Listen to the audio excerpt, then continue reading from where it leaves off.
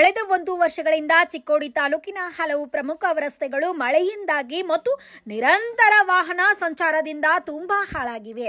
ರಸ್ತೆಗಳಲ್ಲಿ ದೊಡ್ಡ ದೊಡ್ಡ ಗುಂಡಿಗಳು ಉಂಟಾಗಿದ್ದು ಸಾರ್ವಜನಿಕರು ಸಂಚಾರ ಮಾಡುವಲ್ಲಿ ಅನೇಕ ತೊಂದರೆಗಳನ್ನು ಅನುಭವಿಸುತ್ತಿದ್ದಾರೆ. ಇನ್ನು ವಿಶೇಷವಾಗಿ ವಿದ್ಯಾರ್ಥಿಗಳು, ರೈತರು ಹಾಗೂ ಹಿರಿಯ ನಾಗರಿಕರಿಗೆ ಬಹಳ ಅಡಚಣೆ ಉಂಟಾಗಿದೆ. ಅಪಘಾತಗಳ ಸಾಧ್ಯತೆಯೂ ಹೆಚ್ಚಾಗಿದೆ. ಆದ್ದರಿಂದ ಸಾರ್ವಜನಿಕರ ಸುರಕ್ಷತೆ ಹಾಗೂ ಸುಗಮ ಸಂಚಾರಕ್ಕೆ ಚಿಕ್ಕೋಡಿ ತಾಲೂಕಿನ ಮುಖ್ಯ ಹಾಗೂ ಆಂತರಿಕ ರಸ್ತೆಗಳನ್ನು ಶೀಘ್ರದಲ್ಲೇ ದುರಸ್ತಿ ಮಾಡುವಂತೆ ಅಧಿಕಾರಿಗಳಿಗೆ ಕರ್ನಾಟಕ ನವನಿರ್ಮಾಣ ಸೇನೆ ಮನವಿ ಸಲ್ಲಿಸಿದರು. ಚಿಕ್ಕೋಡಿ ತಾಲೂಕಿನ ರಸ್ತೆಗಳನ್ನು ತುರ್ತು ದುರಸ್ತಿ ಮಾಡುವ ಕುರಿತು ಮನವಿ ಕೊಡಲಿಕ್ಕೆ ಬಂದಿದ್ದೇವೆ.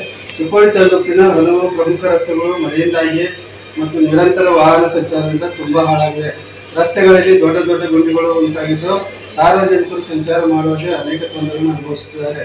ವಿಶೇಷವಾಗಿ ವಿದ್ಯಾರ್ಥಿಗಳು, ರೈತರು ಹಾಗೂ ಹಿರಿಯ ನಾಗರಿಕರಿಗೆ ಬಹಳ ಅಡಚಣೆ ಉಂಟಾಗಿದೆ.